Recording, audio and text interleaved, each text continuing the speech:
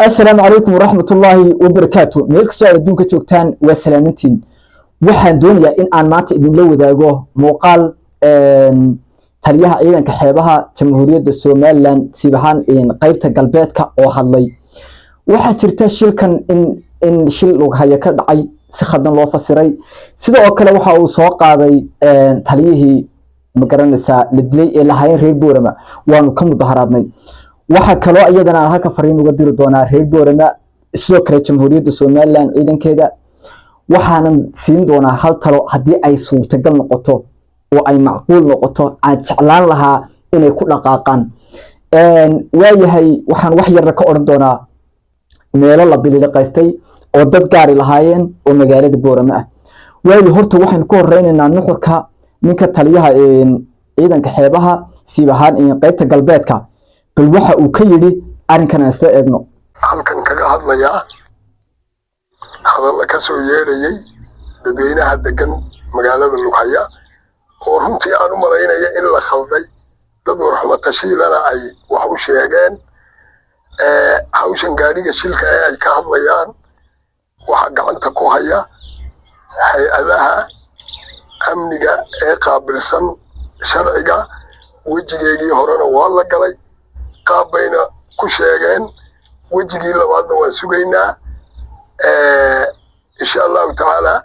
تريها أيضا كبدا أدميرال أحمد هري وحلا وحو قعنت قوي وحو شقا كليه أرنتن شلكا مجرتو أرنتن شلكا وحا قعنت قوي صديق اللبات أيضا كإلالة حيبها قلبات كسومالي لان نتيجة دي سنة وحن كسوينا هي هذا الشرعية هولها كشغالة لكن وحنو شيغيا لدوينها خير لغاية يالله إذا خلدين بيننا اللي يدين شيغن حقيقتنا hortiina iman doonta waxaan u sheegayaa cid walba oo mas'uul ah ama ha ka tirsanaado shaqaale dawladeed ama ha ahaado ciidan cid hawsha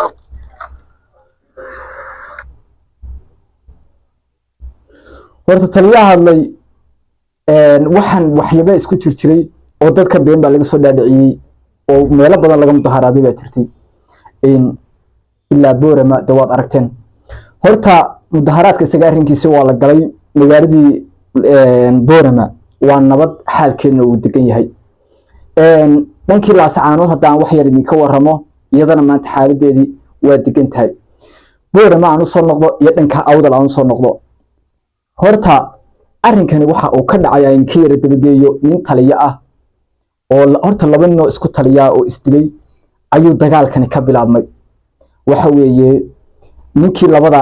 dhibgeystaha ee gacantu ninka kaga dhacday heladiisii dadkiisii ugu waaweynaa waa hadleen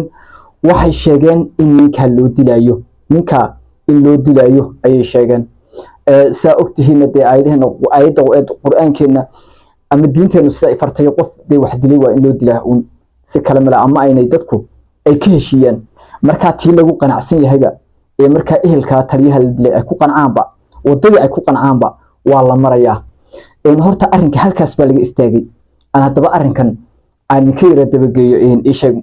mudaharaadka maanta calanka Soomaaliya gaaray ee dhulka in wax lagu qorqoro gaaray in dahabshiil meeshiisii dadka qaareyshay dahabshiil ma ahay mid SBI la galay oo sharaabkii la biliqaystay san sawirada ka arki kartaan telesoomtii la jajabiyay arrinkaas doonaya inaa wax idin kala yara wadaago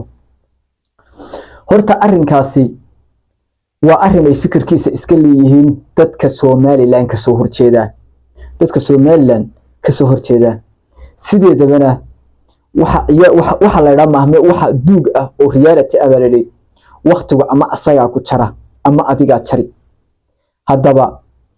waqtigan lagu jiro Soomaaliland cadowga ama dadka maanta dadka ka soo horjeeda fikirka Soomaaliland dadka soo horjeeda ama ayaga jari doona ama dadka Soomaaliland fikirkeeda inay Soomaaliland qaran noqoto dawaaba qaran maanta oo la ictiraafo wadada haya ayaa jari doona waa labada mid wax ka madaxay hadii maqlatisto waqtiga ama asaga ku jari ama adiga jari oo ka faa'iideysan ama wad ka faa'iideysan waayo asaga ku jari maanta taas ayaa ka dhigan hadaba halka waxaan uga soo gudbin lahaa maanta Soomaaliland hal fariin baa uga soo gudbin lahaa horta niyow labadan arrinka laasacaanood iyo arrinkan labada arrinba waa arrin weli weyn laga keenay oo arrin xidido waaweyn u qodan yihiin weeye kumana hagaagayo wax yar kuma hagaagayo bal hal su'aal isweydiiya dadka Somaliland hadda talada hayo maxaa iska galay nin taliye ah oo taliye ciidanka Somaliland ahaa oo gacan ku dhacdo dilay weligeed gacan dhaca jirtay oo maanta dhintay ilaahay ha u naxariistee iyo calanka Soomaaliya bal maxaa iska galay waxa ku soo baxaysa wax iska galay inaanay jirin hadii aanad labada indhood aanad istirin meeshan waxa ku soo baxaysa inuu fikir kale uu ka socdo haddaba hal mid ayaa idin kula talin lahaa oo weliba jeclaan lahaa inay ku dhaqaaqaan horta waxaan aniga maanta ka codsan lahaa dadkaas wax soo saara haday tahay maxkamadda haday tahay ciidanka hadii ay dadka ay khusayso in laba arrimood soo saaraan aad iyo aad baan jeclaan lahaa qof kasta oo maanta horta hal fariin yar intaan arrinka idin yar sheegin hal fariin aan idin ka yar dhaxgeeyo dadka maanta boobay magaalada ee dadka hantidooda burburiyay ma aha inay caawa seexdaan ma aha inay caawa seexdaan waxa weeye qof kasta in gurigiisa laga tabagalo ayuunba arrinta laga guuleysan karaa waayo dadkan waa group hadii aad caawa ku guuleysan weyda inaad soo wada qabataan aroorta salaada subax aniga argeysa waa isna qaana Somaliland hal lagu waabaristo aroorta hal lagu waabaristo hadii iyaga la waayo waalidiintooda la soo qaado oo xaqiiqada mar hadii qofku waalidkii haduu qofku ubadkiisa barbaarin waayo isaan ognahay maanta sharci ma aha oo wax sax ma aha oo xataa qaanuunka way ka soo horjeedaa laakiin hadii isaan ognahay maanta inagu dhaqan been leenahay dhaqankeena dawladnimada ku sii dabaqnaa waliba marka waxa jeclaan la hadii ayaga la waayo in hooyooyinka la soo qaado ayaa aniga horta u taas ayaan ku talin lahaa talabaada kale aniga waxaan maanta codsan lahaa Somaliland in hal arrin ku dhawaaqdo dagaalka laascaanood hadii aan ku horeeyo hal go'aan ka yeelato bahashu maanta waa weynaatay waqtigii dhulbahanta la dhowraya iyo warsangelba halka diga iyo majeerteenba halka diga iyo ehelkiiba halka naga xiga dhammaan Soomaaliyeed dhanba ehela hal mid ka codsan lahaa qof dambe oo Soomaali maadaama ay dadkan kale yihiin qaran oo maanta Somaliland ay qaran tahay dadkan kale ma yihiin dad kale ayaan urursaday hadii reerbaha ahaadaan meel fikir jira ma aha aniga laakiin ma reerba ma aha waa weeye ishag waxa maanta amba adu doonaha dadka meeshaas la socda hatta hadii doona kuwa fikir ahaan raacsan hargeysa jooga ha ahaadaan muhiim ma aha aniga qabiil gaar ma ataagayo aniga hal mid baan codsan lahaa qof kasta oo lagu qabto dagaalkaas sool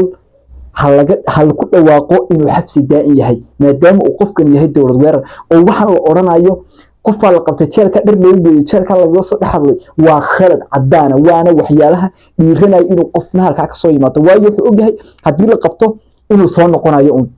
marka taas aad baan u jeclaan lahaa in xukun cad laga yeesho oo qofkaas xabsi daa'in toos loogu xukumo qofka halkaas soo lagu qabto ee ciidanka Somaliland qabtaan toos xabsi daa'in caadi lagu xukumo hadii hadhow talo waxa la yimaadaan si looga macaamilo halkeeda laakiin ha soo saaraan waayo wax badan bay taraysaa dadkan imika ii sheega calanka iyo waxaan wadwada dadka soo diraayo